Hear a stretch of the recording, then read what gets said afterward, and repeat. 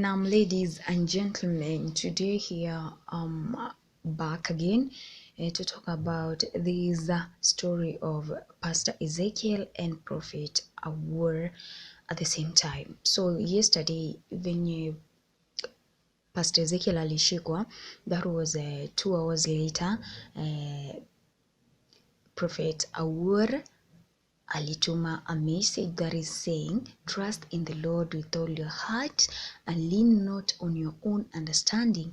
In all your ways submit to him and he will make you paths straight. That is Proverbs 3:5-6. Alafu akakuta hapo chini, only those that rely and depend on the Lord will enter the kingdom of God. So guys, people are asking, why Prophet Owour ashikwi? Why Prophet Owour hataki kufanyiwa hivi? Kwani yeye ni nani? Mbona yeye amerelax? What I know is that, and what I can say is that Prophet Owour hayuko in Kenya. As we speak now, Pastor Owour is not in Kenya.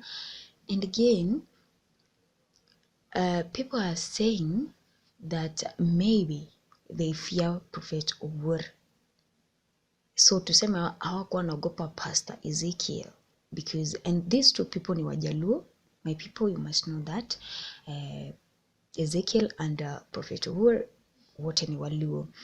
So as we talk now, kila kitu cha Pastor Ezekiel, bank yake and wherever imefriziwa, and church yake imefungwa, TV yake, TV station is closed. If you go and search for it, signal imetolewa. So na alisema kanisa lake litafunguliwa, that is on August the date 14.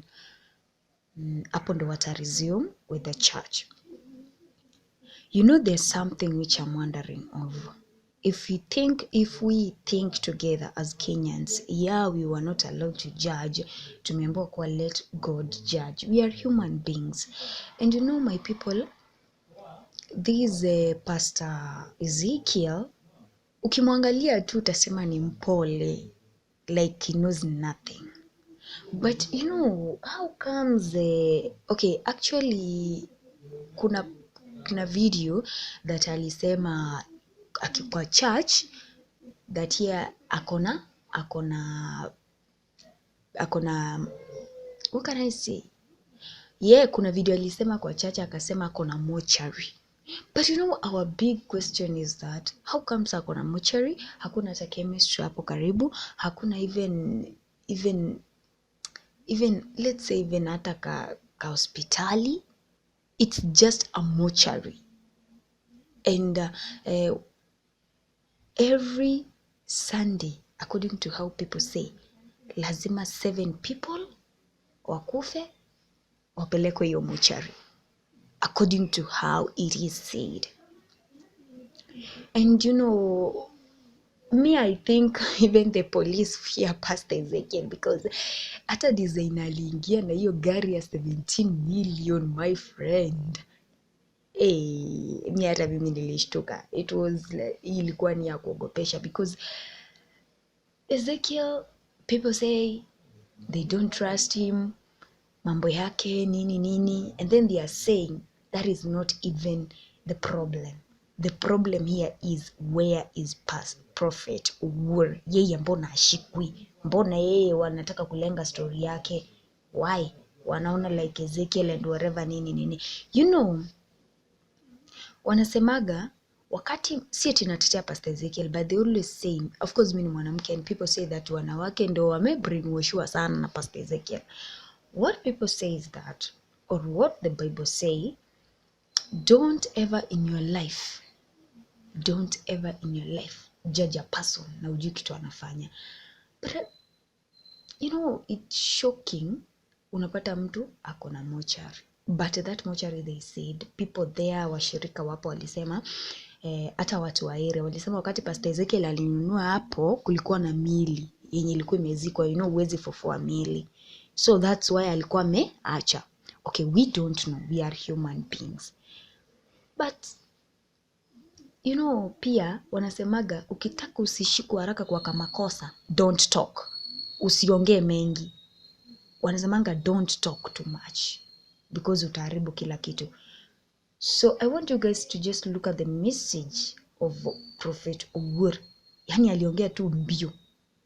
Wakati tu alisikia tu like Ezekiel ameshikwa, akamtumia message.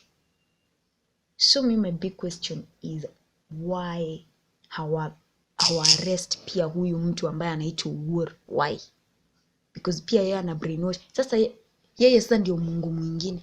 Because you find this guy, let me call him this guy because me actually I don't siwezi sema ni pastor and whatever prophet what. No. This guy wakati anakuja, my friend, mimi naangalianga venye anatanga. Yani barabara zinaoshwa, utadhani ni Mungu anakuja. But Messiah is coming. No, wow, no. Stop brainwashing people. Messiah mgani? That's why even the Bible says, end days zikikuharibia, there will be false prophets. Ndiawa sasa. Surely unapata paka carpet inawekwa kwa matawi. Mtu hata anaweza amua alale chini, Owour apite juu. Now what is that? Oh, really Kenyans? What is this? Brainwash paka watu wa ng'ambo nini? No. This is not fair. Acha tu Mungu akuje katika maisha yetu na tusaidie. This thing at all. Mimi kwanza hii yenye anafagiliwa mabarabara. Alafu my people, come to think of it. Ebu niambie, ni crusade gani time yenye Owour amefanya accident ikose kufanyika? Like wale watu wanatoka mbali wa church yake, wanakuja na magari na mabasi and whatever. Accident imeikosa kufanyika. Let us think of it. Accident imeikosa kufanyika. So hata mngeshika pastor huyu prophet Owour at first, mimi ndio naweza sema, mimi nasema huyu angeshikwa wa kwanza ndo waende kama ni Ezekiel, waende wamalizie Yesu wa Tongaren pia yeye ameanza kuitwa Mungu, pia yeye amebrainwash people. So my people, let us see this video, tufikirie pamoja. Na kama kuna place I have maybe nimeongea vibaya in a bad way, I'm sorry, but please, I want even you to understand, like, prophet is coming, Messiah is coming. Messiah mgani? Jesus Christ. No one has ever seen Mungu. Hakuna mtu ameona Mungu. No one. Na kama wewe kwa ndoto zako ama kwa akili zako zote umeisikia ndoto ukiwa umelala sauti ya Mungu, that is you. But kutuambia umeona Mungu na macho, no one has ever seen God. That is the reality. My people, stop being, acha kudanganywa. Hakuna mtu ameiona Mungu. No one. So mkianza kutuambia the Messiah, okay, if you call this prophet Owour the Messiah, okay, who is the Messiah sasa? Wewe nani alikuumba sasa? Because me I see most of the people of prophet Owour, they believe in him. They don't believe in God. Why? Okay, kuna hizi ndevu wako nazo. What is this? Okay, what is this? Okay, kuna ile ndevu zenye unaweza kuwa nazo you are a pastor. But hizo zake bana ziko mpaka huko chini. I saw a clip. Let me say just a clip because it was funny. Mimi hadi nikashindwa mbona. Kuna mwanamke alikuwa anataka kushika ndevu zake. And then huyo alikuwa anamwambia usishike hii. Like alikuwa anatoa mbio huyo mwanamke asishike. And you know my big question was that mbona hataki ashike? Because kama zingekuwa ziko na uzuri angeacha ashike. Anamwambia shika mapo usishike ndevu. Mbona hizo ndevu zina nini? So my people, tufikirie jamani, tuone Kenya tunaenda wapi. Hii 2023 imekuwa with lots of issues, lots of accidents, death, whatever. Sina hata cha kusema. God bless you so much.